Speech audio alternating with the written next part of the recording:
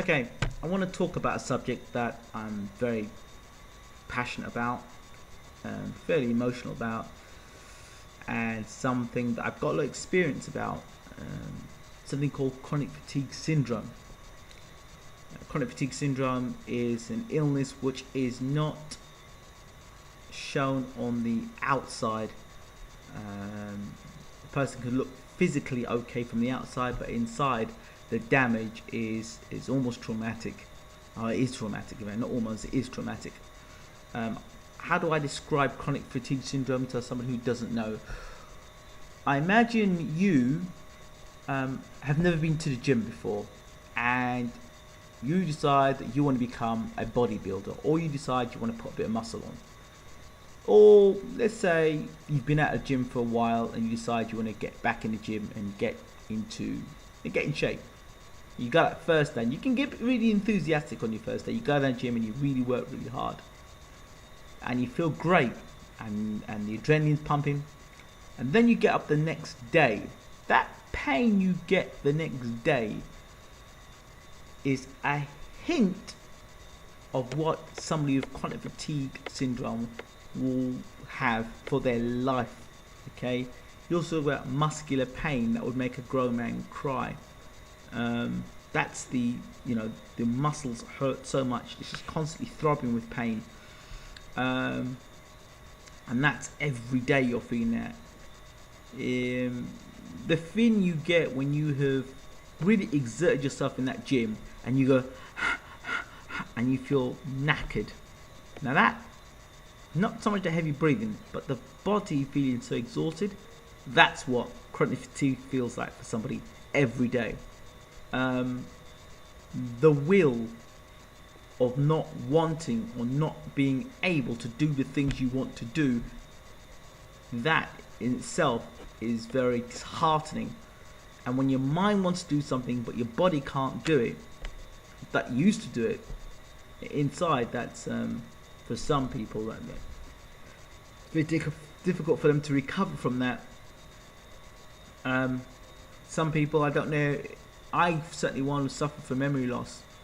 Whereas 1 minute, like I'm at university, 1 minute you're talking about a subject that you're pretty good at, you're doing well, that everything's going okay, and then suddenly, bam, you forget exactly what you're talking about.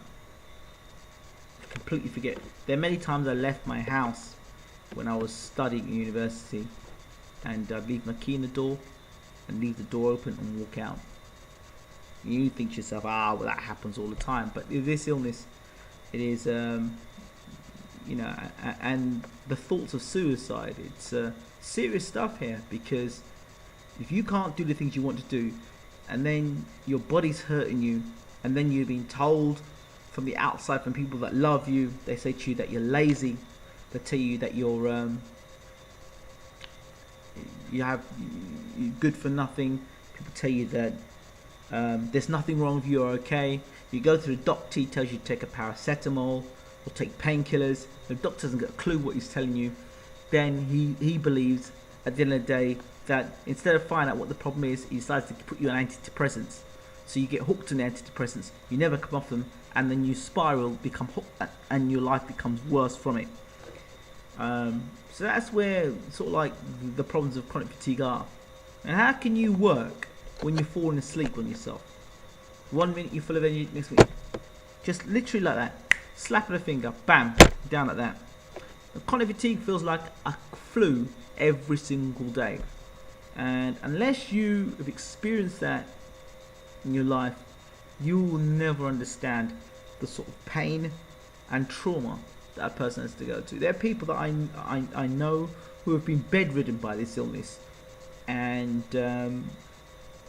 all I can do is say to you, as somebody who has overcome that illness, that there is a way out around it, and that way is not by taking antidepressant tablets. That's the first thing, or any sort of medication. That's not the way. First of all, you need to address the fact that this illness, or this disease, or this autoimmune system, where your body's defenses are fighting against itself, that's because, and this is from an expert now, that's because your body and your mind is sending messages to your body, negative message to your body. So your brain is sending a message to your body to imitate the pain of somebody who has got the flu or cold-like symptoms. Okay, so your mind is sending messages to your body that it shouldn't be sending. Okay, so that's the first thing. So there has to be a retraining of the brain, and what you are kind of doing with yourself. The other thing is that's been discovered, your diet. What are you eating? Chronic fatigue syndrome and the onset of that is caused and triggered by things such as canned food, fluoride in toothpaste. I could go on and on and on, but today I'm not going to talk about that. I'm just going to touch on it and then kind of go into more detail about it afterwards. So your diet is a issue here, a massive issue. And then there's the emotional side of things. The people I've spoken to who had chronic fatigue syndrome are people that are deeply emotionally challenged. And when I say emotionally challenged, I don't mean that they've got a problem. I mean that they take things to heart quite seriously, and they probably are really good people. They take things to heart, and they take on what people say quite seriously, and it becomes a part of their life. And they absorb those sort of negative comments from their family, their friends, the people that they believe in, and they take that inside their system. And that as well is a key thing. So what I'm going to do is actually, in my next video, probably talk about ways to overcome the battle of chronic fatigue.